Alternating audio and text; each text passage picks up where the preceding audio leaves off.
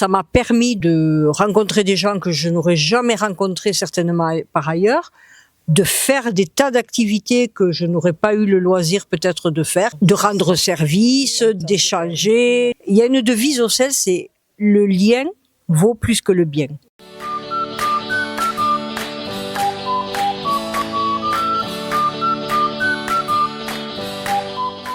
Bonjour, je m'appelle Maïté et je fais partie du sel API à Tarbes. Je m'appelle Michel et je fais partie de 2 sels, le sel des rivières et le sel API à Tarbes. Un sel, alors déjà la définition, c'est système d'échange local. Et on échange des biens, des savoirs et des services. Tout ça, il n'y a pas d'argent qui rentre en jeu, sauf remboursement de frais de déplacement si éventuellement on se déplace chez quelqu'un, il y a des kilomètres à faire. C'est tout. Malgré ça, on a une unité qui s'appelle le grain.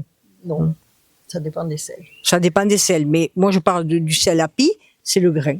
Moi je vais parler plus particulièrement du sel API qui a été créé en janvier 2023. Donc effectivement, ça peut paraître un sel nouveau, mais à l'intérieur de ce sel, il y a quand même énormément d'adhérents qui faisaient partie déjà d'un sel auparavant, du sel 65 qui avait été mis en sommeil, qui se retrouve dans ce sel. Et c'est quoi l'historique du mouvement sel? Alors le mouvement sel, donc ça date de 96, c'est François Théris en Ariège et un autre François dont je ne me rappelle plus le nom, qui est de Toulouse, et qui était allé à une conférence internationale initiée par la Grande-Bretagne sur justement des échanges pour échapper un peu à la loi du fric, quoi. Donc ils ont ramené ça et ils ont donc créé ces systèmes d'échanges locaux. L'année d'après, il y a eu, ou 2 ans après, je saurais plus te dire exactement, il y a eu une première rencontre de tous les sels qui avaient été créés. Elle s'est tenue au Vence, en Ardèche. Moi, je garde un souvenir ébloui de ça. Et c'est là que Célidaire a été créé. Célidaire, c'est une association, mais qui n'est pas une fédération des sels. Parce que les premiers sels, c'était des gens qui tenaient énormément à la liberté. Donc, pas question qu'il y ait quelqu'un qui chapeaute. Donc, Célidaire se définit comme la maison commune des sels. C'est-à-dire qu'on peut demander des services, on met des choses en commun, mais il n'y a aucune intervention et Célidaire ne peut pas parler au nom des sels. Il est juste au service. Et c'est toujours comme ça. C'est toujours comme ça. Aujourd'hui, en 2025, c'est toujours comme ça. Il y a aussi ce qu'on appelle la route des sels. Donc là, c'est pareil. Bon, pour adhérer à la route des sels, il faut faire partie d'un sel. Voilà. Et après, la route des sels, ça permet d'être hébergé ou d'héberger des personnes qui ont besoin d'un hébergement ponctuel ou voilà. On est limité dans le temps, c'est-à-dire on reste pas un mois chez quelqu'un. Et après, c'est à négocier. Par exemple, moi je donne mon exemple. Moi, je suis hébergeante. J'héberge 2 nuits maximum. Pourquoi vous êtes rentrés là-dedans l'une et l'autre? Moi, j'ai découvert le sel tout à fait par hasard, il y a des années de ça, à la Maison des Associations à Tarbes. J'avoue que je sortais d'une histoire un peu compliquée. Bon, j'avais besoin de renouveler mes activités, tout ça. Et quand j'ai rencontré les gens du sel, j'ai trouvé ça plus que bien. Ça m'a permis de rencontrer des gens que je n'aurais jamais rencontrés certainement par ailleurs, de faire des tas d'activités que je n'aurais pas eu le loisir peut-être de faire, de rendre service, d'échanger. Il y a une devise au sel, c'est « le lien vaut plus que le bien ». Donc c'est vrai que quand même, ça rend des services, mais ça tourne autour d'un échange social aussi, quoi. Voilà, pour ma part. Alors, moi, je l'ai aussi, je l'ai vu, je l'ai lu, moi, sur un magazine, un article, et ça m'a vraiment intéressée. Donc, je suis allée, il y avait une rencontre dans le Gers, mais celle qui n'existe plus maintenant, mais avec François Théris, le créateur. Donc, je suis allée à cette rencontre, Et là, il y avait les gens qui avaient créé le sel 65, donc j'ai adhéré Donc, j'ai adhéré assez tôt au CEL 65, mais ce qui a fait que je suis une irréductible. Mais je peux raconter une petite histoire là, ça va pas être trop long. Ben, je suis allée aux premières rencontres nationales, donc au Vence. J'y suis allée avec François Théry. Enfin, je l'ai rejoint chez lui en voiture. On est parti. Et là, c'était la première. C'était les gens des Vence qui nous recevaient chez eux. Hein. Et un jour, en sortant, donc moi, je rejoignais la voiture de la personne avec qui j'étais, et il y a un gars qui s'approche d'un autre et qui lui dit « Ah, je vois que c'est toi qui as ma voiture, t'es chez moi. » Ce gars, il était parti vivre chez sa copine, il avait laissé sa voiture, sa maison, à quelqu'un d'un CEL en France, mais il ne savait absolument pas à qui. Et moi, je me suis dit que je voulais faire partie de ce monde-là. Et ça, c'est quelque chose qui m'est resté dans les tripes. Ça fait des années, hein, les rencontres des Vence, mais ça, je l'oublierai jamais, quoi. Le monde où la confiance règne. Oui. Ouais. Si on peut parler, moi je peux raconter aussi. Moi je me souviens très bien quand j'étais, avant j'habitais à Lourdes, quand j'étais hébergeante à Lourdes, d'avoir reçu chez moi des gens que je ne connaissais absolument pas, que aller les chercher sur le quai de la gare parce que la personne arrivait en train avec mon petit panneau sel, voilà, et aller chez moi.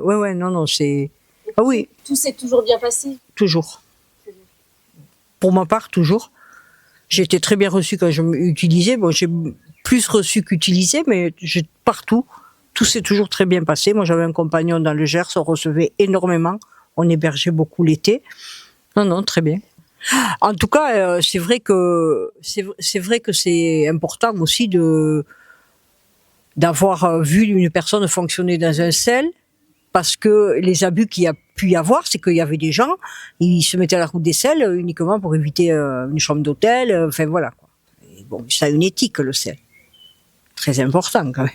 Après, ce qu'on proposait beaucoup, maintenant on le fait un petit peu moins, c'est vrai, c'était ce qu'on appelait des chantiers. Un chantier, par exemple, vous avez, je sais pas moi, une journée entière où on se retrouve chez quelqu'un pour l'aider à faire du jardin, ou ramasser je sais pas moi, du bois, enfin bref, et on fait un repas ensemble, et voilà.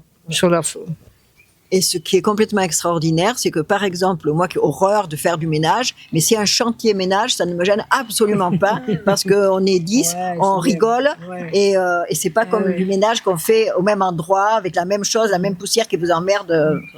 C'est quoi les derniers échanges que vous avez pu faire? Moi, j'ai fait de tout, de la formation de massage, de l'initiation au massage, j'ai fait de la musique, j'ai fait du développement personnel, j'ai fait des chantiers... peindre à la chaux, enfin vraiment quoi. C'est très très divers. Des livres. Pas mal de livres. À la blé aujourd'hui, j'ai échangé des œufs. Il y avait des outils, là ils sont partis très vite, mais il y avait des perceuses. Deux, enfin une perceuse, l'autre je sais pas. Des tissus, moi j'ai échangé un joli tissu. Une blé, c'est une bourse locale d'échange. Ben, les gens viennent avec ce qu'ils ont envie d'échanger, vêtements, bibelots, légumes, confitures, œufs, livres. C'est un échange, mais c'est pas du troc. C'est-à-dire que moi, j'aurais pu venir aujourd'hui et n'avoir rien à mener pour une raison quelconque. Mais comme j'ai mon carnet de sel, je pouvais quand même faire un échange avec quelqu'un. Donc c'est pas du troc. Parce que si je veux lui troquer sa bague là, qui me plaît beaucoup, mais moi j'ai rien qui lui plaise, on peut pas faire un échange en troc, mais on peut quand même faire un échange puisqu'on va marquer des unités sur notre carnet. Comment on décide du montant des échanges? Ça, c'est la grosse question. Ça, c'est la grosse question parce que normalement, quand on adhère à un CEL, on est censé avoir lu la charte de ses leaders. Échanger dans le respect, l'intérêt mutuel et collectif en développant des pratiques d'échange. La valeur de ces échanges est basée sur le temps, exprimé en unité locale de manière équitable, sans référence au système mercantile. Voilà. Et ça, c'est parfois très difficile quand il s'agit d'un objet. Donc, il faut que ce soit chacun qui fasse ça en conscience et qui sache combien de temps je pourrais travailler pour avoir cet objet. Par exemple, je reviens à la bague de Maïté. J'ai envie de cette bague et moi, ma référence, comme j'ai horreur de ça, c'est le ménage. Mais j'ai tellement envie de cette bague que peut-être j'accepterai de faire 1h30 de ménage. Donc, ça va faire 60 grains de l'heure plus 30 que je suis prête à régler. Elle, peut-être qu'elle l'a estimé à 200 grains, donc je vais pas pouvoir l'acheter. Mais si elle a envie de s'en débarrasser, elle va me la proposer peut-être à 50 grains, c'est-à-dire moins que ce que moi j'étais prête à y mettre. C'est la valeur de ce qu'on en donne. Voilà. Et il y a une chose qu'on ne voit, je pense, que dans les blés, c'est-à-dire que souvent, on voit la personne qui prend l'objet donner davantage de grains parce qu'elle a estimé qu'elle pouvait donner ça. Oui. Et je crois qu'il n'y a que dans les blés, dans des sels qu'on voit ça. Qu'est-ce qui se passe quand vous avez des gens qui arrivent en disant moi j'ai rien à offrir? Ben, c'est à nous de savoir leur dire si tout le monde a quelque chose à offrir. Mais effectivement, c'est tellement peu courant qu'ils se sentent mais je sais pas quoi faire, je sais pas quoi demander, je sais pas quoi offrir.